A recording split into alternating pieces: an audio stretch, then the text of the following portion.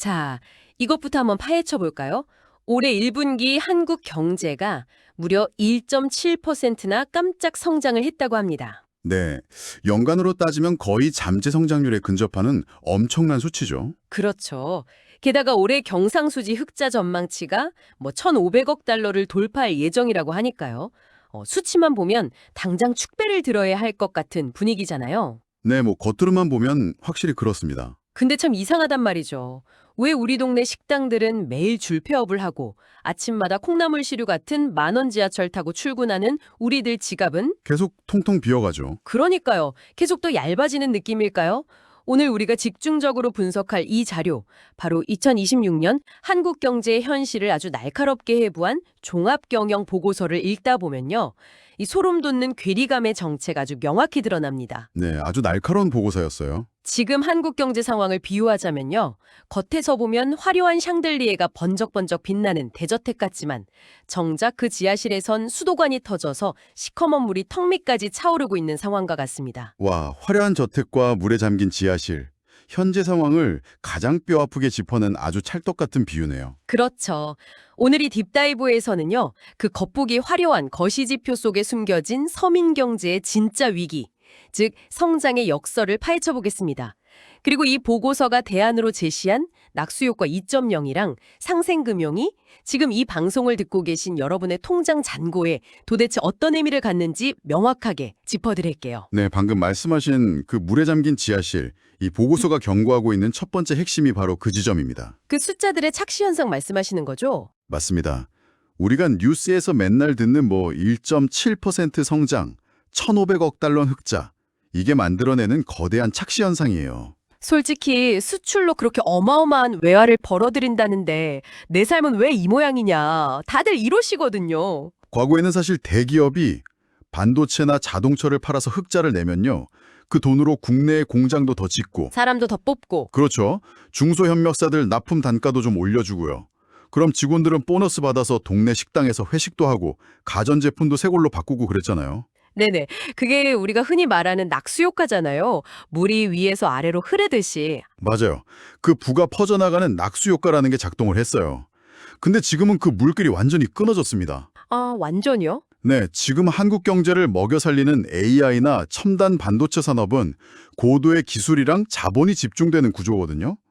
과거처럼 막 사람을 무수히 많이 뽑는 그런 노동집약적인 산업이 절대 아닙니다. 아, 공장을 돌려도 기계가 다 하니까. 네, 게다가 글로벌 공급망이 막 재편되면서 대기업들이 흑자로 번 돈을 국내로 가져오기보다 그냥 해외 현지 공장이나 투자로 곧장 빼버리죠. 와, 그래서 제가 이 보고서 읽으면서 제일 충격받았던 게 그거였어요. 성장률 지표는 막 위로 치솟는데 민간 소비 증가율은 그 경제 성장률을 한참 밑도는 1.7% 수준에서 그냥 헉헉대고 있더라고요. 그렇죠. 누적된 고물가에 고금리까지 겹치니까 평범한 사람들의 실질적인 구매력 자체가 완전히 얼어붙어 버린 겁니다. 진짜 경제의 윗단이랑 아랫단이 완전히 반대 방향으로 찢어지고 있는 거네요. 이게 그 유명한 K자형 회복이 고착화됐다는 건데 네, K자형이죠. 올라가는 놈은 계속 올라가고 떨어지는 놈은 계속 떨어지고. 이게 구체적으로 우리 삶에서 어떤 모습으로 나타나는 건가요?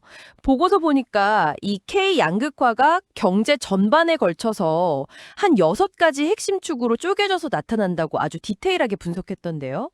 그 6가지 축을 가만히 들여다보면요. 이게 단순히 부자와 빈자의 소득 격차, 이런 1차원적인 문제가 아니라는 걸 알 수 있습니다. 그럼요. 산업, 자산, 그리고 지역 경제가 마치 거대한 톱니바퀴처럼 맞물려서 하강나선을 그리고 있거든요. 하강 나선이요? 가장 대표적인 게 바로 산업과 지역의 양극화입니다. 반도체는 지금 AI 수요 폭발로 나홀로 독주하면서 막 돈을 쓸어 담고 있잖아요. 그렇죠. 뉴스 보면 난리도 아니죠. 근데 반대로 과거에 한국 경제를 아주 든든하게 받쳐주던 석유화학이나 철강 같은 전통 제조업들은 지금 중국발 공급 과잉, 저가 밀어내기 공세에 밀려서 완전히 숨이 넘어갈 지경입니다. 아, 근데 이런 전통 공장들이 주로 어디 있죠? 거의 다 지방산업단지에 있잖아요. 정확합니다. 그게 문제예요. 공장이 안 돌아가니까 어떻게 되겠습니까? 지방 경제가 죽고 지방에 있던 그나마 양질의 일자리들이 싹 다 사라지는 거죠. 아, 진짜 모든 게 엮여 있네요. 그래서 이게 바로 소비랑 자산 격차로 바로 이어지는 거군요. 보고서 데이터 보니까요. 사람들이 가끔 가는 외식이나 서비스 소비는 그래도 어떻게든 유지를 하는데 네, 서비스업은 좀 버티죠. 자동차나 가전제품 같은 목돈 들어가는 내구재 소비는 확 줄여버렸더라고요. 이것도 결국 아까 말씀하신 지방경제 침체랑 맞물리는 건가요? 당연히 맞물려 돌아가죠. 방금 말씀하신 그 내구재 소비 감소의 핵심 원인은 사실 할부 부담입니다. 아, 이자가 비싸니까. 네, 금리가 너무 높으니 선뜻 지갑을 열 수가 없는 건데 이게 자산 시장, 그러니까 부동산 쪽으로 넘어가면 더 기형적인 모습을 보입니다. 아, 부동산 격차는 진짜 심각하죠. 서울이나 수도권의 핵심 지역 아파트들은 빚을 내서라도 지금 사야 된다, 이런 과열 양상을 보이잖아요. 네, 영끌족들 여전하더라고요. 근데 반대로 지방 주택 시장은 거래가 뚝 끊겼습니다. 미분양 무덤이 되어가고 있죠. 지방 부동산이 죽으니까 지역 중소 건설사들이 무너지고 그런 건설 현장에서 일하던 일용직 노동자분들이나 주변 식당 상권의 소득이 뚝 끊겨버립니다. 와, 진짜 도미노네요. 네, 결국 이 여파가 자영업자랑 지역 소상공인들의 대출 연체율 급등으로 이어지는 구조인 겁니다. 아, 그래서 보고서에 그 대기업들 연체율은 거의 바닥 수준으로 안정적인데 유독 자영업자랑 중소법인 연체율만 막 치솟고 있다는 무서운 데이터가 있었군요. 맞습니다. 완전히 찢어진 경제죠. 근데 여기서 진짜 흥미로운 점은요. 정부도 바보가 아니잖아요.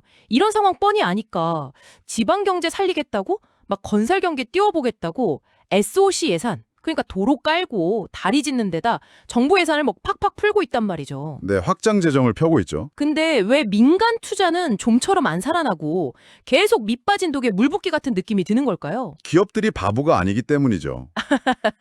기업들도 계산을 한다는 거군요. 네, 정부가 아무리 마중물을 부어줘도 민간이 자발적으로 투자를 안 하는 이유는 명확합니다. 수지타산에 안 맞거든요.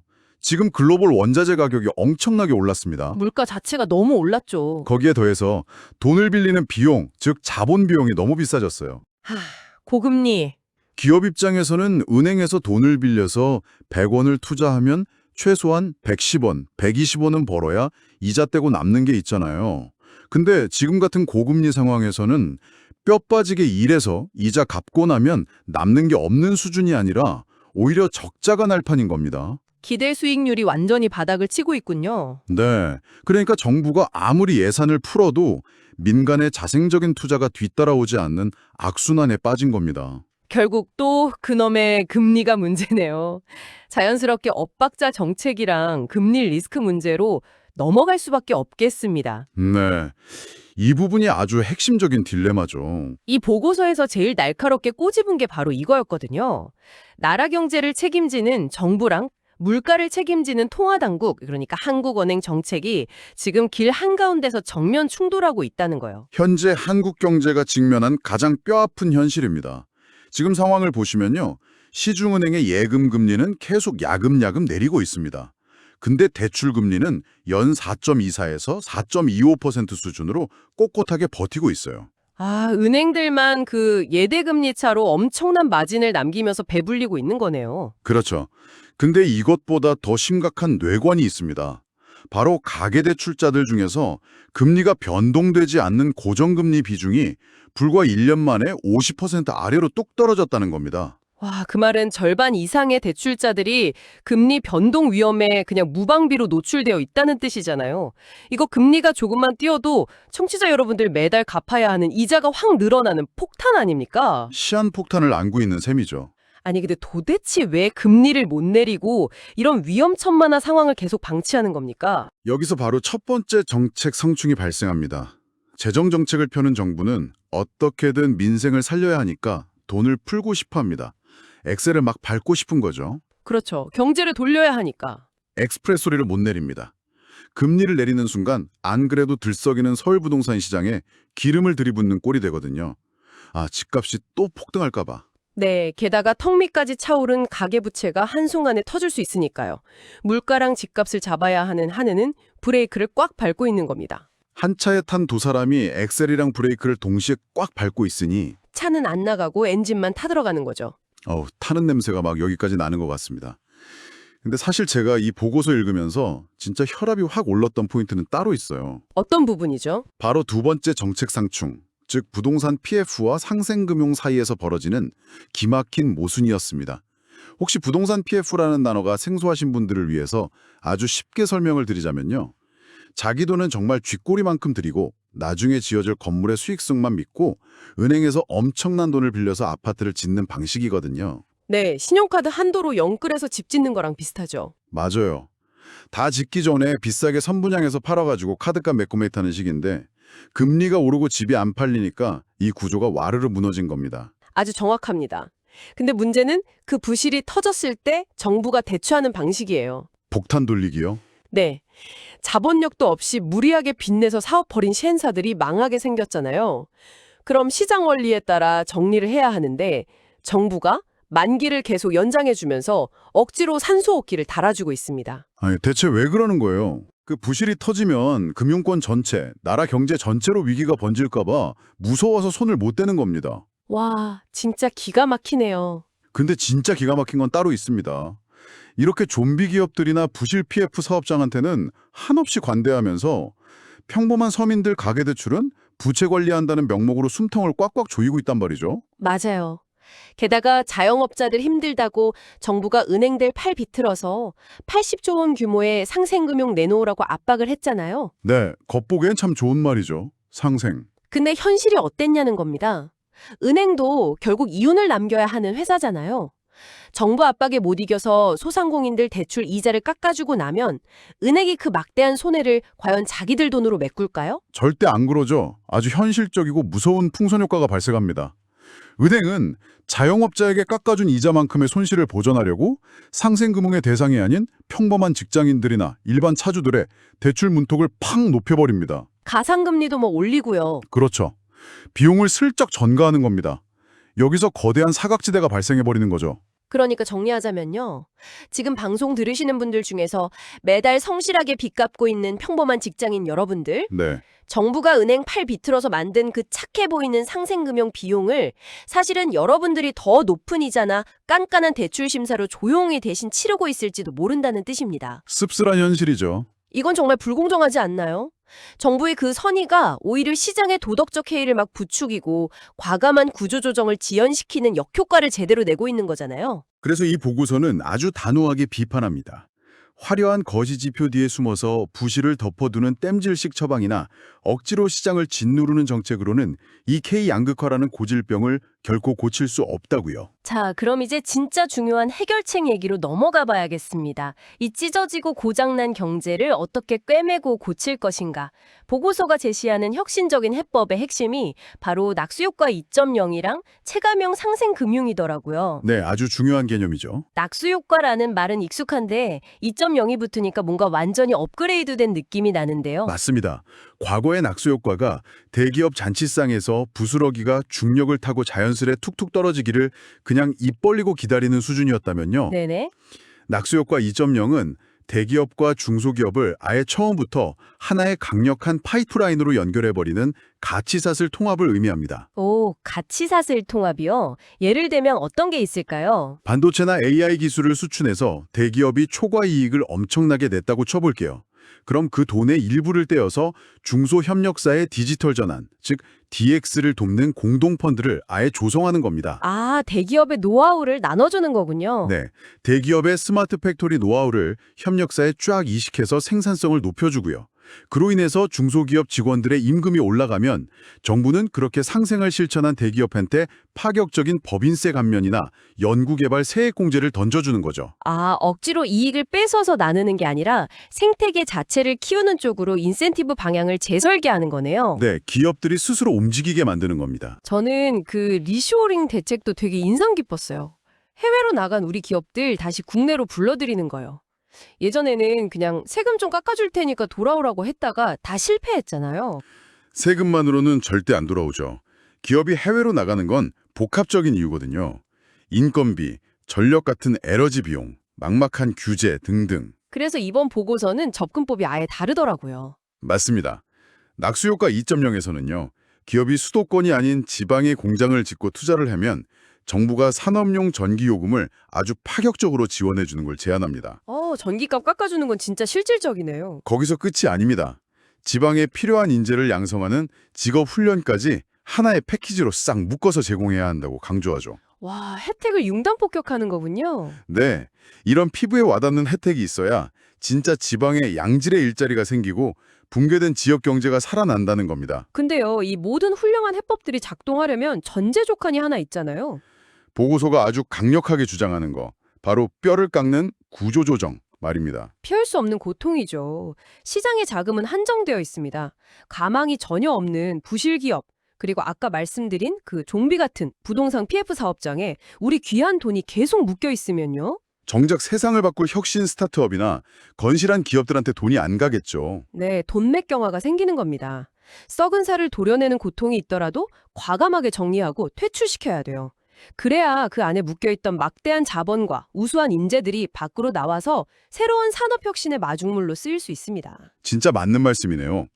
이 구조조정 얘기가 나오니까 마지막 퍼즐인 체감형 상생금융으로 싹 연결이 됩니다. 네, 단순한 이자 감면 수준이 아니죠. 맞아요. 뭐 30조 원 규모의 새 출발 기금이나 8.5조 원 대환 프로그램 같은 아주 굵직한 대책들이 언급됐잖아요.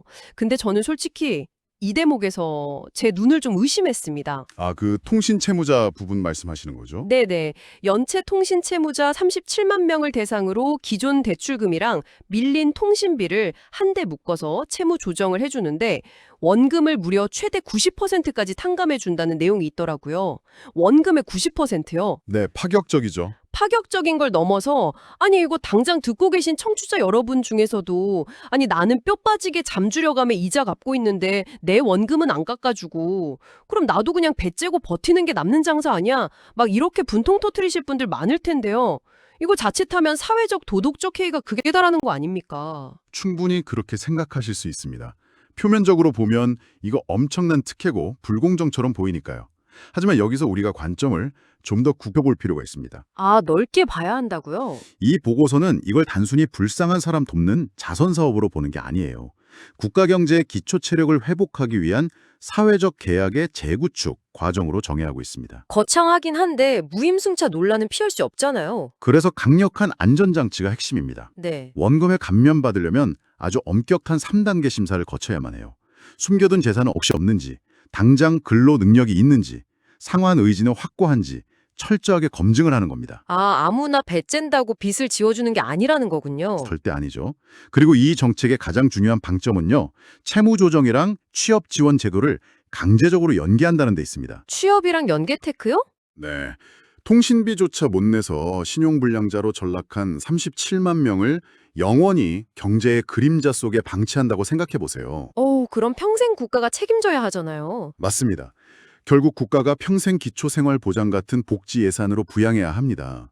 그 사회적 비용이 훨씬 큽니다.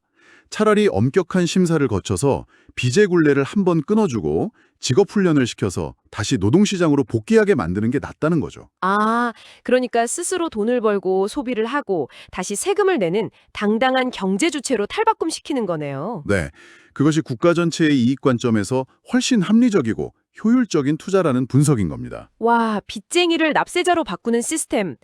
당장의 감정적인 억울함을 좀 넘어서 국가 경제 전체 파이를 키우고 미래의 사회적 비용을 줄이지 않은 아주 현실적이고 냉정한 계산이 깔려 있었네요. 그렇죠. 아까 문제가 됐던 그 좀비 부동산 PF도 마찬가지 맥락입니다. 아, PF도 규제를 뜯어고친다고 했죠. 네, 시행사들이 자기 자본을 훨씬 더 많이 갖추도록 규제를 대폭 강화하고 무분별하게 선분양하는 비율을 확 줄여서 이 기형적인 빚잔치 구조 자체를 뜯어고쳐야 한다고 아주 시원하게 짚어줬죠. 맞습니다. 한국 경제가 이 잔인한 K양극화의 파고를 넘고 진정한 포용적 성장을 달성하려면요. 지금 1.7%라는 화려한 겉보기 숫자에 취해 있을 때가 절대 아니네요. 네, 시장의 골문 상처를 투명하게 드러내서 수술할 곳은 과감하게 수술을 해야 합니다. 낙수효과 2.0과 실질적인 상생금융으로 경제 허리랑 하부 구조를 탄탄하게 다져놔야 다가올 거대한 글로벌 위기에서 살아남을 수 있거든요. 그 이면에서는 내수 침체, 자산 양극화, 고금리의 덫이라는 K 양극화가 우리의 일상을 짓누르고 있습니다. 맞습니다. 오늘 이 딥다이브 시간이 단순히 거시경제학 지식 하나 쌓는 걸로 끝나지 않기를 바랍니다. 지금 방송을 듣고 계신 여러분이 당장 변동금리 대출을 고정금리로 갈아탈 타이밍을 고민하실 때 혹은 자동차나 가전제품 같은 내구재를 지금 할부로 살지 말지 결정하실 때 아니면 앞으로의 부동산 시장 흐름을 읽어내실 때도요. 그렇죠. 오늘 우리가 나눈 이 입체적인 분석이 여러분의 자산을 지키는 아주 예리하고 강력한 무기가 될 것이라 확신합니다. 자, 마지막으로 이 방송을 듣고 계신 여러분께 스스로 생각해 보실 만한 도발적인 질문을 하나 툭 던지고 싶습니다. 어떤 질문이죠? 만약 오늘 살펴본 이 보고서의 재현대로 뼈를 깎는 과감한 구조조정이 실제로 단행된다고 한번 상상해 보세요. 억지로 산소호흡기 달고 연명하던 부실기업들이란 썩어가는 부동산 PF 사업장들이 마침내 시장에서 싹 퇴출당하고 거기에 수년간 묶여있던 막대한 잉여 자본과 우수한 인재들이 마침내 시장에 확 풀려난다면요. 엄청난 돈과 사람이 움직이겠네요. 네, 여러분이 살고 계신 지역사회 혹은 여러분이 몸담고 일하시는 그 업계에서는 과연 어떤 완전히 새로운 형태의 혁신 산업이 싹트게 될까요? 가장 짙은 어둠 속에 가장 극적인 투자와 성장의 기회가 숨어 있는 법이니까요. 맞습니다. 그 거대한 자본과 인재의 이동이 만들어낼 변화의 소용돌이 속에서 여러분은 과연 어떤 기회를 낚아챌 수 있을지 오늘 꼭 한번 상상해 보시기 바랍니다. 본 내용은 종합경영보고서의 일부로 상세한 내용과 구체적인 데이터는 보고서를 통해 확인하시기 바랍니다. 지금까지 화려한 지표 속에 가려진 2026년 한국 경제의 성장의 역설을 파헤쳐본 딥다이브였습니다. 끝까지 함께해 주신 여러분 감사합니다. 다음 시간에 뵙겠습니다.